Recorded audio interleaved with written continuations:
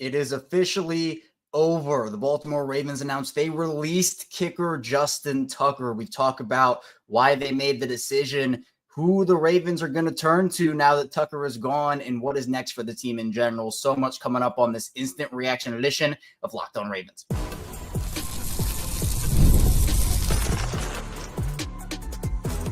You are Locked On Ravens, your daily Baltimore Ravens podcast. Part of the Locked On Podcast Network, your team every day.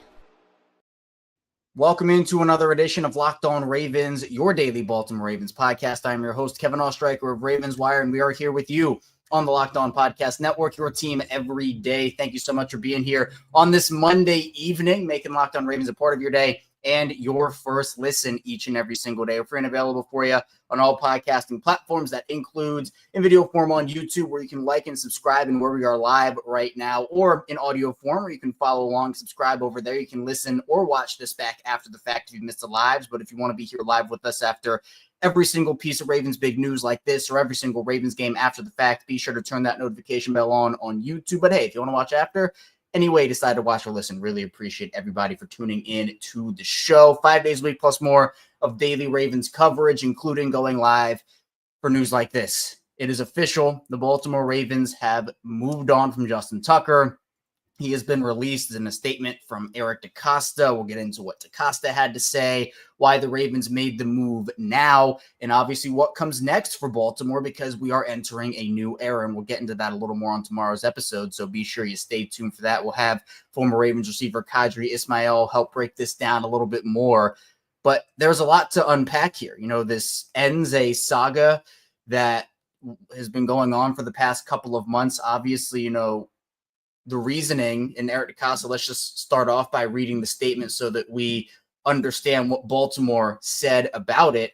Eric DeCosta released the statement about, the time of this recording, about 45 minutes ago, saying, quote, "Sometimes football decisions are incredibly difficult, and this is one of those instances. Considering our current roster, we have made the tough decision to release Justin Tucker. Justin created many significant and unforgettable moments in Ravens history. His reliability, focus, drive, resilience, and extraordinary talent made him one of the league's best kickers for over a decade. We are grateful for Justin's many contributions while playing for the Ravens. We sincerely wish him and his family the very best in this next chapter of their lives." So again, that was Eric DeCosta's official statement on the matter. Tucker out after 13 years as the Ravens kicker. Now, obviously on the field, Tucker has been one of the best, in my opinion, on the field, the greatest kicker of all time. And, that's something that needs to be talked about in this situation. But his Ravens tenure, and I said this on social media, it ends shrouded in mystery and uncertainty and kind of with a thud instead of a celebratory, hey, Justin Tucker. I mean, it's quite the opposite. Obviously, with the year that he had in 2024, he was pretty terrible for most of it, career worst across the board outside of the last quarter of that year. And obviously the allegations coming out against him just a couple days after the season ends. And a lot of what kind of I imagined a couple years ago of, man, whenever Justin Tucker retires, there's going to be this big celebration and like, it's going to be such a big day. And like all this, that was my mindset a couple of years ago, but here we are today. And it just kind of feels like, I don't want to call it like the inevitable, because there were still situations where the Ravens could have kept him on the roster. But obviously, the Ravens are making it clear that this was a football decision. Second, third words of the statement, football decisions are incredibly difficult. So the investigation from the NFL, at least from my knowledge, is still going on. But the Ravens decided to, I don't want to say they got out in front of anything, because I truly don't know what the NFL is going to find or not find. I truly could not tell you. But the Ravens drafted Tyler Loop in the 6th round, and that was a pretty big indicator of what was to come for Baltimore. Now, there were instances where they kept Tucker and cut Tyler Loop. They're not afraid to cut picks. Eric DeCosta in his era as Ravens general manager, he's made that very clear. But the Ravens really like what they having Tyler Loop, which again, we'll get into more a little bit later in the show today and a lot more on tomorrow's episode, kind of breaking down this new era of Ravens football. But the Ravens over their course of franchise history, when you talk about guys like Matt Stover, who came in and set a standard, and then, Billy Cundiff gets a really bad rep, and, for that kick in New England, deservedly so. It was horrendous. It cost the Ravens, in my opinion, another Super Bowl. Before that kick, he was actually good for Baltimore. You can go and look up his stats. Cundiff, despite the kick and how he kind of lives in infamy in Baltimore sports history, he was good for them before that kick against New England in the AFC Championship. And now you have Justin Tucker, who came in 2012, and he said, all right, Cundiff, get out of here. You're done, because the Ravens were giving Cundiff an opportunity to win that job. If you remember, Tucker, as a rookie, said, all right, this is my job now. For 13 seasons, we've seen him kick for the Baltimore Ravens. So it's going to be a new era. It's going to be different. But the writing, I think, was on the wall with the way that he performed last season. And even you can go back, and I see people commenting it in the live chat right now, his 50-plus stats were not good over the last 2 years. I mean, let's just look over some of the things that Tucker did over the course of his career and why last year was such an anomaly, it felt like. But in reality, it kind of felt like that was where we were headed with Justin Tucker. Last season, from 50-plus, Tucker went 1 for 5. It was by far his worst year from 50-plus of his career. He follows that up last year by going 6 for 11. He had a 73.3% field goal percentage last year. He cost the Ravens multiple games with big missed kicks. And you can go back to the Pittsburgh game or the Philadelphia game where his points added up. I think the stat, and I think ESPN was the one that showed this, but it was the Ravens lost their games by, I think it might have been 21 or 24 points, and Justin Tucker missed 21 or 24 points worth of field goals. So obviously you then loop in, or you add on top of that, the off-field allegations, and it just makes a situation where, you have a lot that you have to unpack. You have a lot that you have to investigate. And again, what the Ravens did is they deferred to the NFL. That was clearly the stance. That Baltimore took. So I don't know the timing here, and the Ravens, I think Jets Rebeck of The Athletic did report that this is going to be a post-June 1st cut. So for Baltimore, that means that they couldn't release Tucker and save money unless they did the post-June 1 cut. So Brian McFarland, Ravens salary cap. At the time, he didn't know if it was post-June 1 or not, but here's how this will work. If they didn't do this and release him as post-June 1, he would have counted 7.5 dead money on the 25 cap, which was $445,000 more than he was counting while he was on the roster. But the post-June 1 designation means that they will save $4.2 million on the 2025 cap. Now, that savings, that comes after June 1st. Obviously, that's what post-June 1st means. So they'll save $4.2 million on 25 cap after June 1st, but they will carry a $4.645 million dead cap hit on the 2026 cap. So Brian McFarland, Ravens salary cap, outlining how that whole situation is going to work. The writing here for Tucker, and this was before, look, Tucker was going through this stretch and we were all wondering, let's just, for the time being, set the off-field allegations aside, which are a big part of the story, but I just want to talk about it on the field. Then we'll move a little bit more into the off-field stuff for a little. It's a matter of, is he the best guy? Does he give you the best chance to win football games? If Tucker hadn't cost them those couple of games, we'd be talking about them as at least the 2 seed, maybe making a run at the 1 seed, depending on what happened there. But it didn't work that way. It just felt like for the first time in a long time, really for the first time, in my opinion, ever. And I don't know if other people felt this way, but I'll kind of detail my experience here, is whenever Tucker came on the field prior to this season, and, I guess for points last year from 50-plus, there were times where, I felt like, oh, man, is Tucker going to make this kick? And then time and time again, that feeling just goes away because he walks on the field for those first 11, 12 years, and you're like, okay, Tucker's going to come on, make this kick. The pressure doesn't get to him. And then this past year, my heart sank every time Tucker came on the field after the initial start to the year. I had no confidence in Justin Tucker. So it was much different it was a much different feeling on the field for Justin Tucker. So, I know that the Ravens said this was a football decision.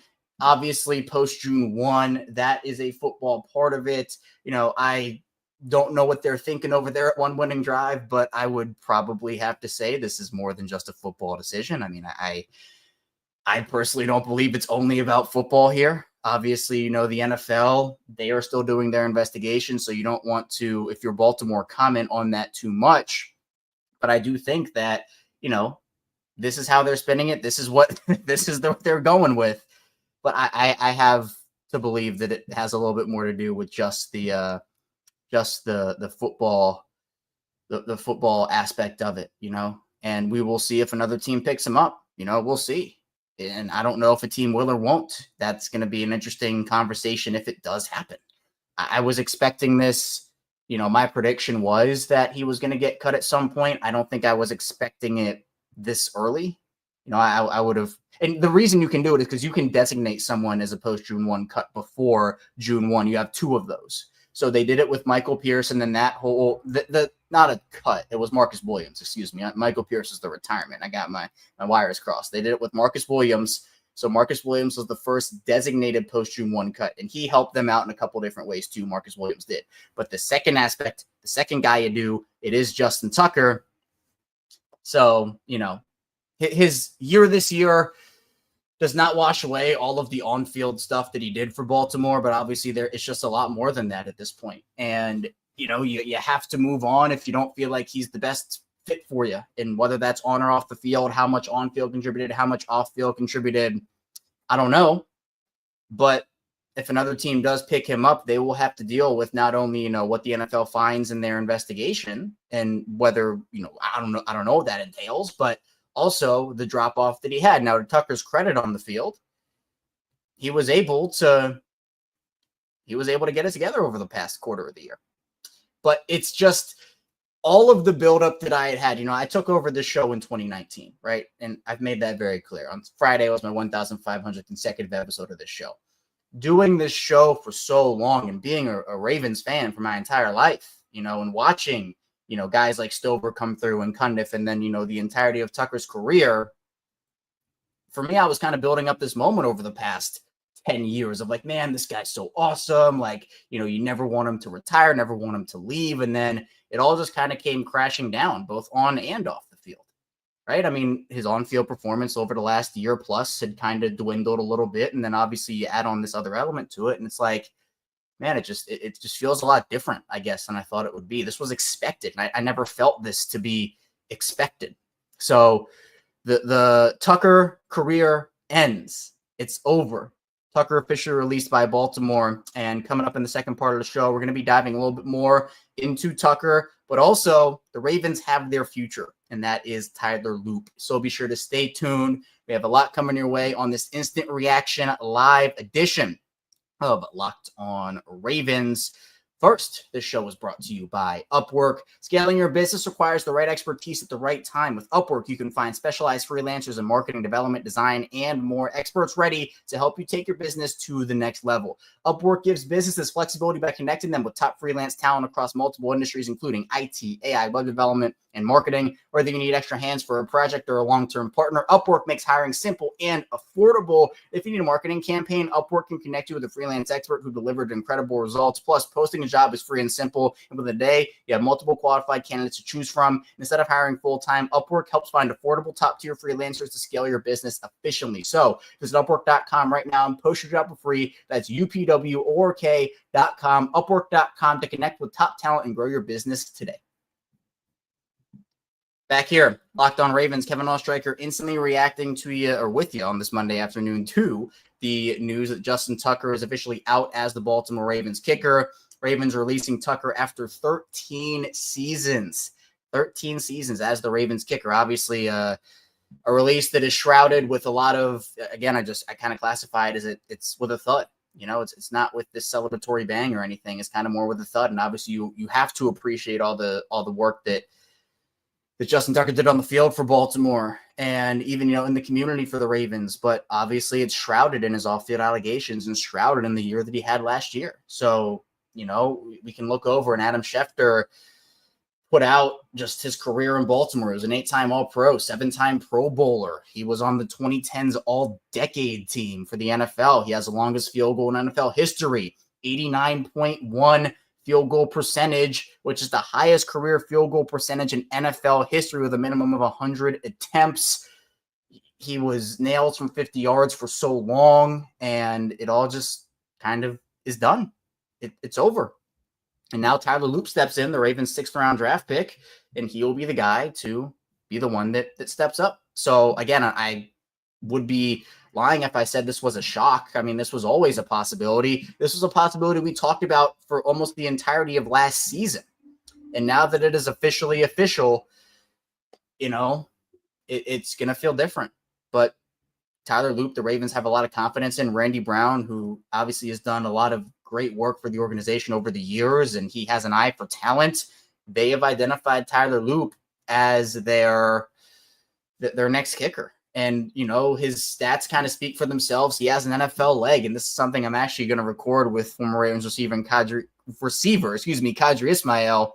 We're going to record actually just in under 2 hours here, and we're going to talk a lot more about Tyler Loop and in a new era for Baltimore and what this means. So be sure you stay tuned for tomorrow's episode. But Loop has an NFL-ready leg. There are clips of him hitting from 65, 70, 75, and his career long last year was 62. He had that against Houston, and he has the leg.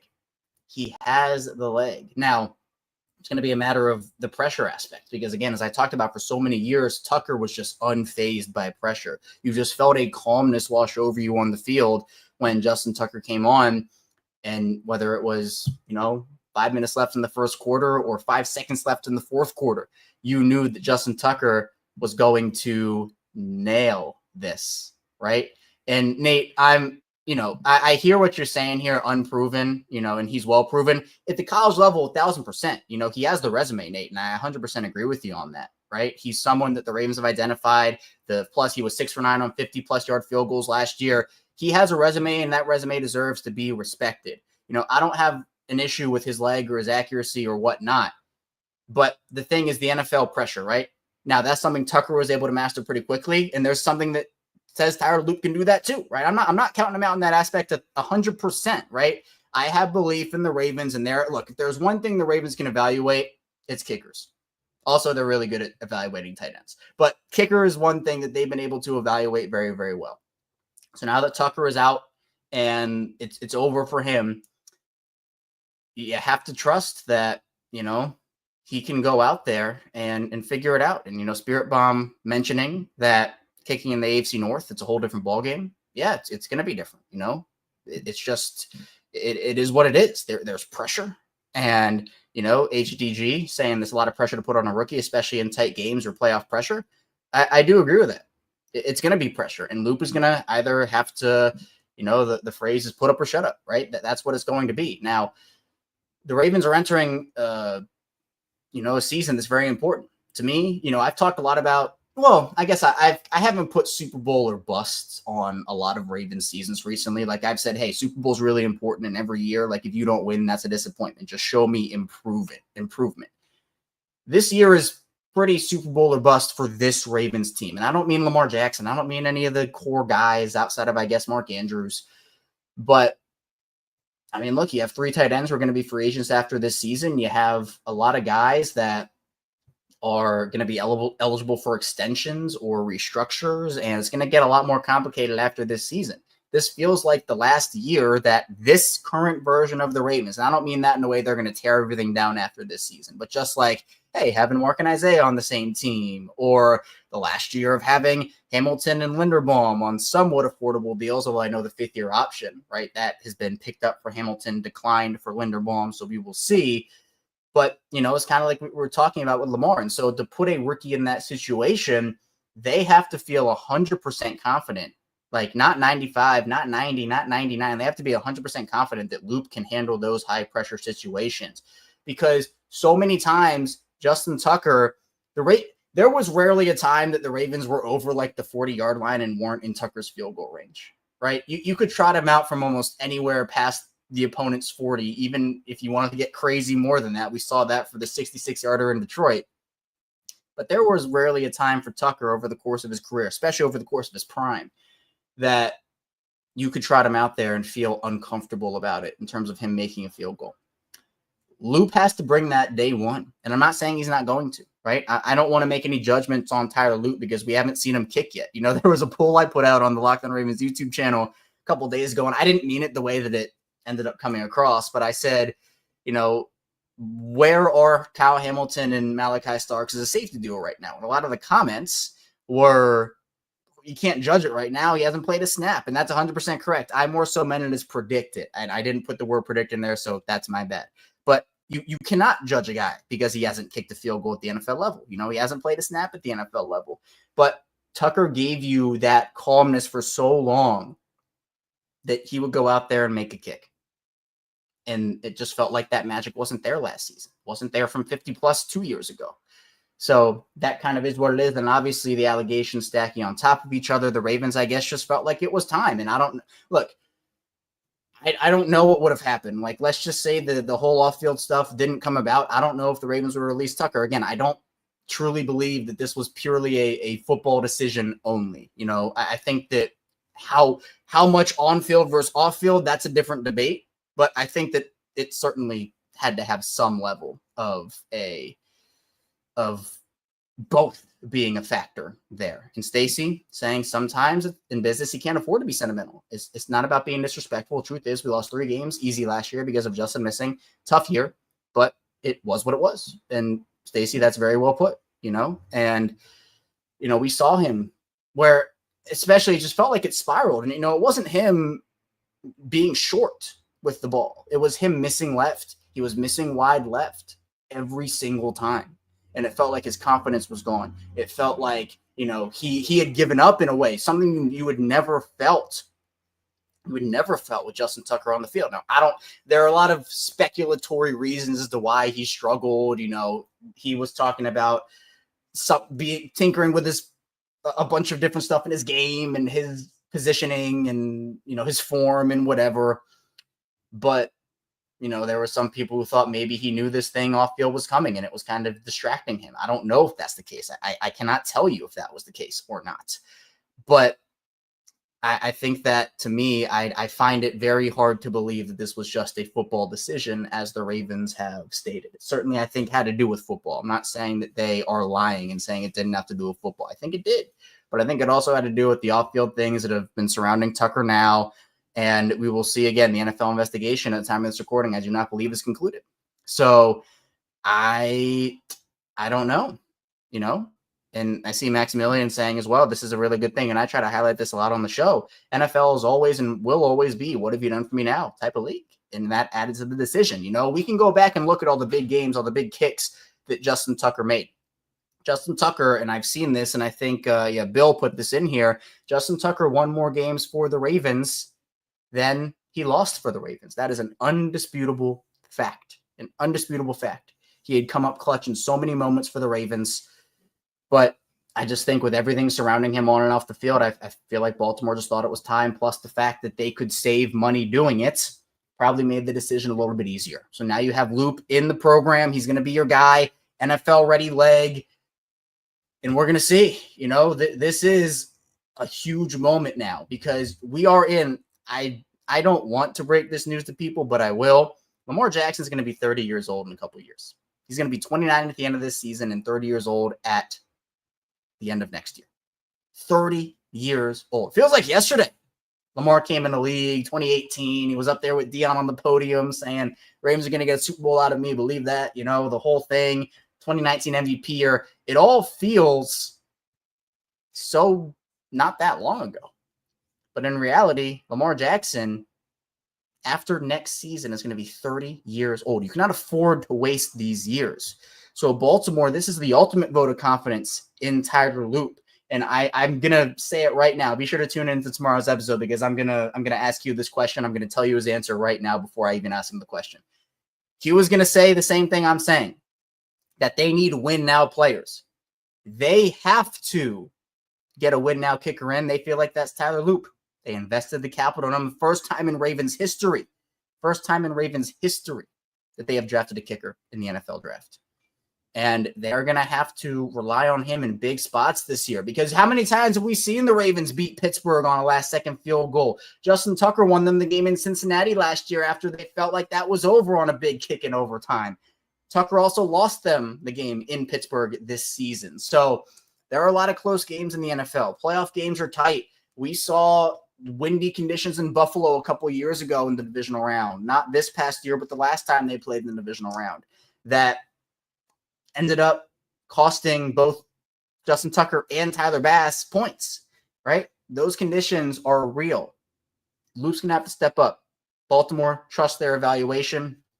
We're going to have to see how it all plays out for him. Coming up, though, in the final part of the show, we'll talk more about what comes next for Baltimore, as well as, is this the final move that Baltimore really is going to make, the last big move the Ravens are going to make, and is their roster pretty much set at this point or not? So stay tuned. A lot coming your way on this instant reaction edition of Locked On Ravens. Back here, Locked On Ravens, Kevin Oestreicher still here with you. Justin Tucker out as the Ravens kicker after 13 years. The Ravens make the move official on Monday, and it's a big one. You know, it's the end of an era of Ravens football, and something that, you know, it's going to be an adjustment. It's going to be something that, you know, for Tyler Loop, he'll have to adjust to very, very quickly. I mean, John Harbaugh was talking about the fact that Justin Tucker was in the facility and that he had constant communication with Justin Tucker. He was in the facility this last week. And now, just like that, it is over. And Jeff Rebeck, you know, he noted the fact that Tucker has a large presence at the Ravens facility, and fair or not, it was going to be awfully hard for Luke to secure that kicking job with Tucker in the building.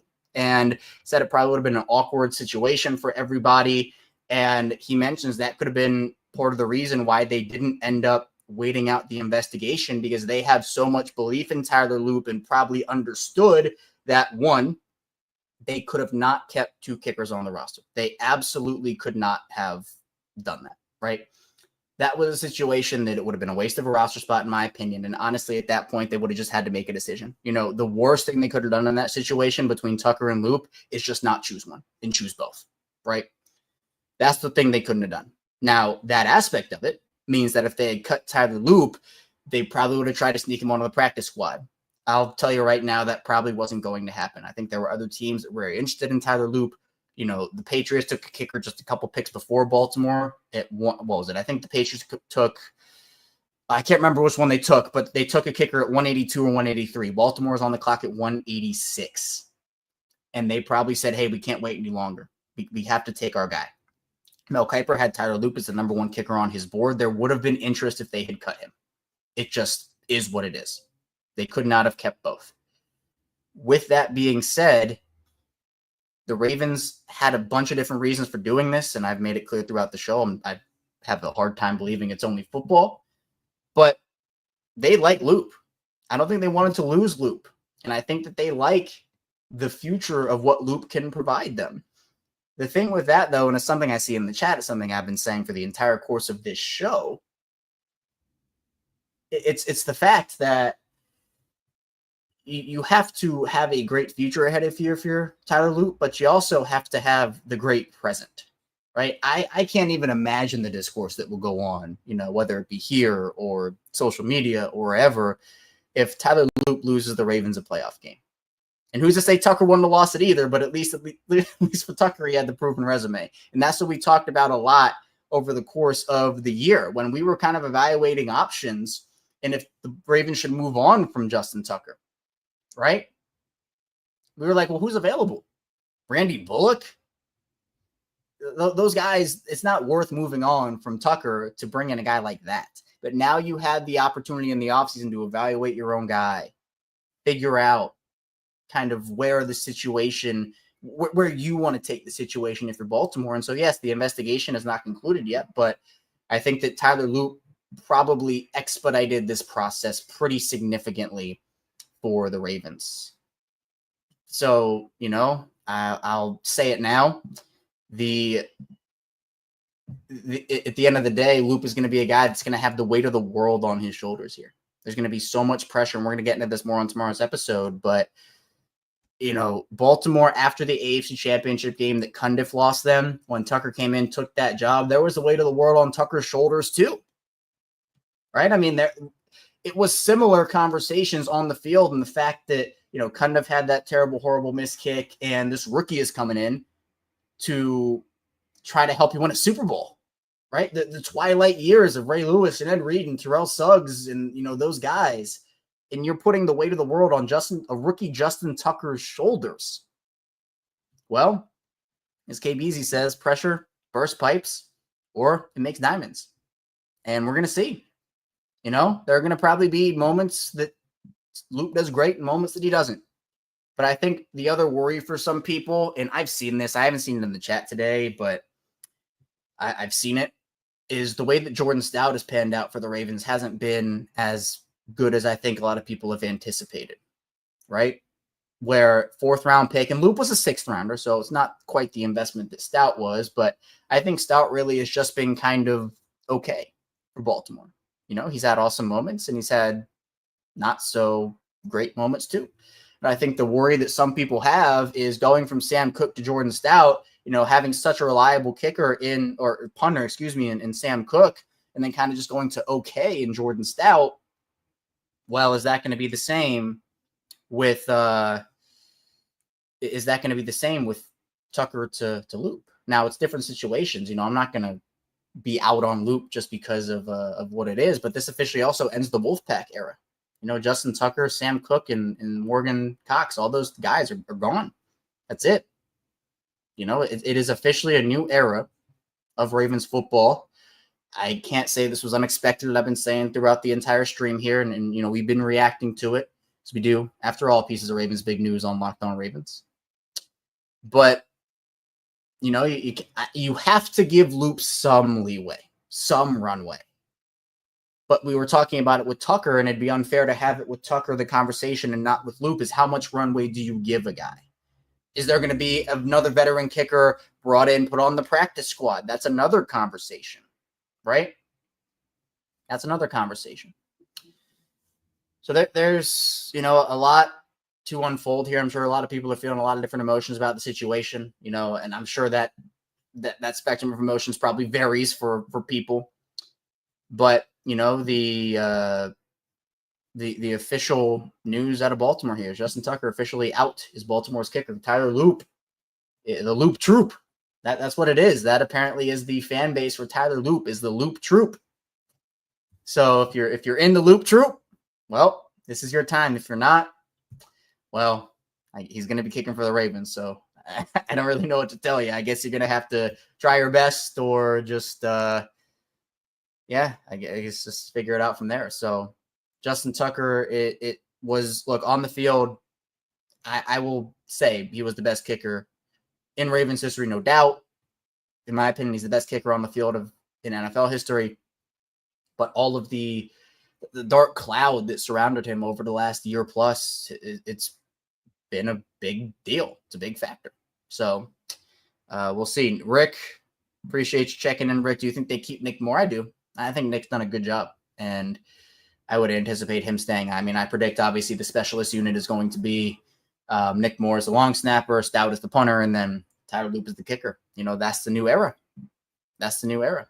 So it's an end of an era for Baltimore. Again, we talked about it tomorrow with Kadri Ismail on the show, kind of introducing, kind of closing the book officially on Justin Tucker. This is kind of what we've been doing here, but closing the book on Tucker, and we're opening a new chapter with Tyler Loop in the fold. High pressure. This is a big deal for Baltimore in a lot of different ways. Obviously, they made their decision based on the on-field and off-field stuff with Tucker, but handing the keys to a rookie, it's a big deal, especially when you are trying not to waste the years of Lamar Jackson's prime, which I know will extend into his 30s, right? It will extend into his 30s.